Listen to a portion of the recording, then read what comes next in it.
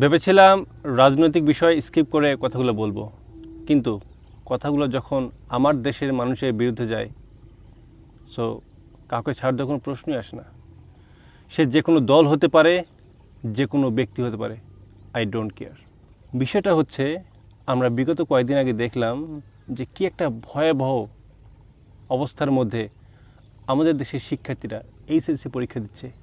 তাদের দেখে আপনার আমার মায়া জন্মে, কিন্তু আমাদের মাননীয় শিক্ষামন্ত্রী তাদের দেখে ন্যূনতম মায়া জন্মে না। আমাদের শিক্ষামন্ত্রী নাকি সাঁতার কাটিয়ে কাটিয়ে তারা পরীক্ষা দিয়েছে। তো তাতে কি আমাদের দেশের শিক্ষার্থীরা হাঁটু পরিমাণ জল বেয়ে পরীক্ষা দিতে পারবে না? এটা কোনো কথা?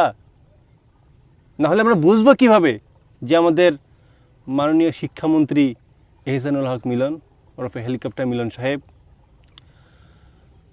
যখন শিক্ষার্থীরা অনুরোধ করলো, অনুনয় বিনয় করলো যে দয়া করে এই পরীক্ষাগুলো ক্যান্সেল করা হোক বা পিছানো হোক, তখন আমাদের মিলন সাহেবের একটা অডিও ফাঁস হয়ে গেল। তিনি তাদেরকে ফার্মের মুরগি বললেন। তিনি ফার্মের মুরগি বলতেই পারেন, না হয় তিনি হঠাৎ করে বেফাঁস কথা বলতেই পারেন। তিনি অনেক সিনিয়র, তার সন্তানের বয়সী আমাদের শিক্ষার্থীরা পরীক্ষা দিচ্ছে, তিনি বলতেই পারেন, সেটা কোনো সমস্যা নয়।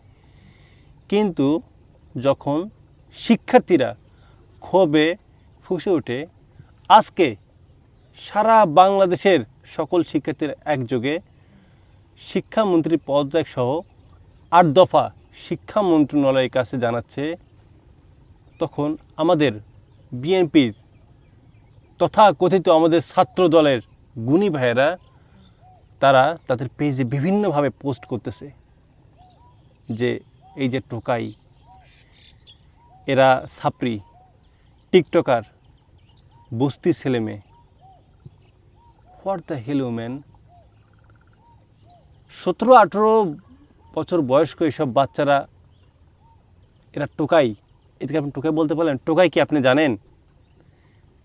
আবার আজকে দেখলাম যে ঢাকায় শিক্ষার্থীরা আন্দোলন করতেছে, একটা ছাত্রদল নেতা গিয়ে বলতেছে আজকে হাসিনা থাকলে তোরা খুব ভালোভাবে বুঝতি। এরপর সামনে তো এই কথাটা বললো, একটু পিছনে গিয়ে বলতেছে মিডিয়ার সামনে যে ভাই এরা সবাই তো মাদকাসক্ত, এরা তো টিকটকার। মাদকাসক্ত ছোট ছোট ভাই বোনেরা 17-18 বছর, আপনি এদেরকে মাদকাসক্ত বলতে পারলেন? প্রমাণ দেখাতে পারবেন? আসলে যে যেমন সে অন্যকে যে ভাবে, এটা তার একটা জ্বলন্ত প্রমাণ আপনারা দেখে দিলেন। কারা মাদকাসক্ত, কারা সারাদিন এই মাদকের ওপর ভর করে থাকে, কারা ইয়াবা ব্যবসা করে, ইয়াবা খায়, কারা নারী ধর্ষণ করে, কারা চাঁদাবাজি করে, কারা টাকার বিনিময়ে বিভিন্ন মামলা বাণিজ্য করে, আমরা জানি না? আমরা কি ছাত্রদলের অতীত ইতিহাস ভুলে গেছি? আমরা জানি না যে ঢাকা বিশ্ববিদ্যালয়ের শামসুন্নাহার হলে পুলিশ প্রোটেকশনে কারা ঢুকে ওখানকার নারী শিক্ষার্থীদের ধর্ষণ করেছে? সব ভুলে গেছি, তাই না? 2024 সালে 5 আগস্টের পর আমরা জানি না যে কারা এই দেশের সব থেকে বেশি মানুষ খুন করেছে, ধর্ষণ করেছে, চাঁদাবাজি করেছে? ইভেন নির্বাচনের পরেও যদি একটা দল সব থেকে বেশি খুন করে থাকে, সব থেকে বেশি ধর্ষণ করে থাকে, বালু উত্তোলন, চাঁদাবাজি, এই গতকালকেই চট্টগ্রামে দেখেন কি একটা অবস্থা, যে মানুষ কতটা খারাপ অবস্থানের মধ্যে দিয়ে দিন পার করতেছে। কত 10 লাখের মতো মানুষ পানিবন্দী, সরকার তাদেরকে ঠিকমতো দেখভাল করতে পারতেছে না। আপনি জানেন যে সরকার তাদের প্রতি যে বরাদ্দটা দিছে, সেই হিসাবে একটা মানুষের গড় প্রতি পড়ে 28 টাকা এবং চাল 3.5 কেজির মতো। আপনি চিন্তা করে দেখছেন কি অবস্থা? এর মধ্যে চট্টগ্রামে একটা ইন্টারনেট ব্যবসায়ীর কাছে 2 কোটি টাকা চাঁদা নিতে গেছে আমাদের বিএনপি থেকে, না পেয়ে সেখানে হামলা করছে। এরকম তো প্রতিনিয়ত ঘটনা ঘটে। তাদেরকে টোকাই বলা যাবে না, তাদেরকে চাঁদাবাজ বলা যাবে না, তাদেরকে সন্ত্রাসী বলা যাবে না, তাদেরকে মাফিয়া বলা যাবে না। অথচ কোমলমতি আমাদের ছোট ভাই বোনেরা পরীক্ষা দিচ্ছে, তারা একটা আন্দোলন করতেই পারে, তাদের আন্দোলনে একটা যুক্তি থাকতেই পারে।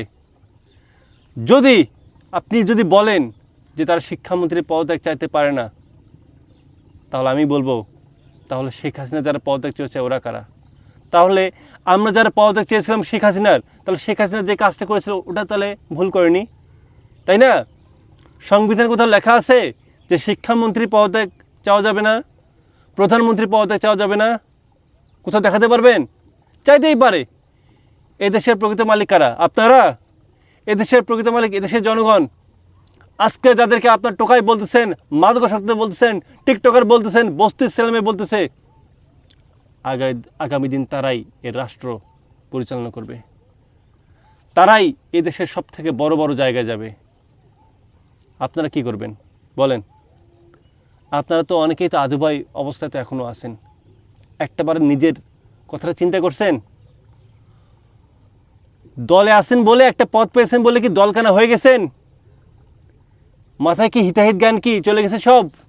আপনারা বলেন, আপনারা কোন হিসাবে, কোন দিকটা দেখে আপনারা তাদেরকে মাদকাসক্ত বলেন, টোকাই বলেন?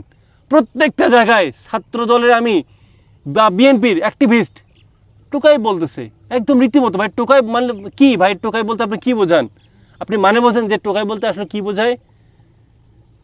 একটা মানুষকে রাজাকার বললে আমার মনে হয় না যে আসলে যতটা না কষ্ট পায়, বা রাজাকার বলে যতটা না গালি যে একটা ওজন, টোকাই বলাটা তার থেকে অনেক অনেক।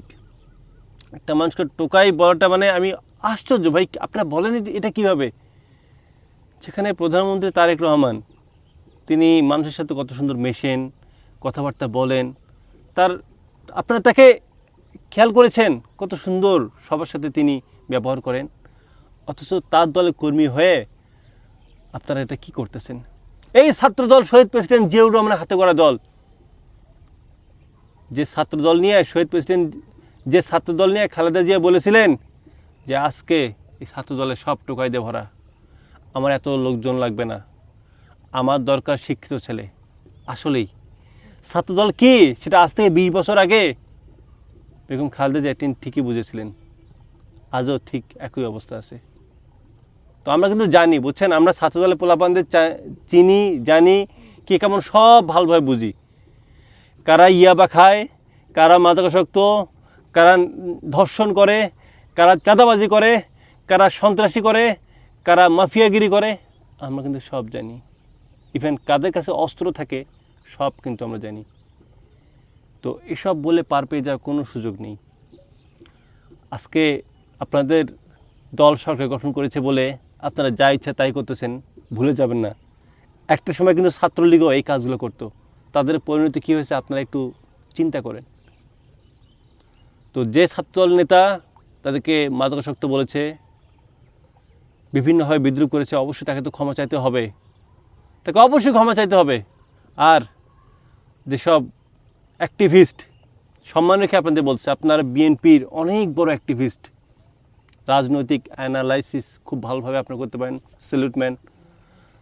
যারা আপনারা ছাত্রদেরকে, এই শিক্ষার্থীদেরকে টোকাই বলতেছেন, টিকটকার বলতেছেন, সাপড়ি বলতেছেন, একটু নিজের দিকে তাকান, আয়নার সামনে গিয়ে একটু ভাবেন নিজে কি, নিজের যোগ্যতাটা আছে। যারা কলেজে পড়েছে কিনা, কলেজের মুখটা জীবনে দেখেছে কিনা, তারাও আজকে এদেরকে নিয়ে ট্রল করে। যারা অনার্স পাস করছে, মাস্টার্স বছরের পর বছর ধরে এখনও পড়ে আছে, ঠিকমতো গ্রাজুয়েশনই কমপ্লিট করতে পারেনি, তাদের কাছ থেকে এখন শিখতে হচ্ছে যে কারা মাদকাসক্ত, কারা টিকটকার, কারা ছাপড়ি। যাদের রুম সার্চ করলেই অস্ত্র পাওয়া যায়, মাদকের উপর দিয়ে তাদের দিন রাত একাকার হয়ে যায়, তাদেরকে নিয়ে আসলে বলার কোনো কিছু নেই।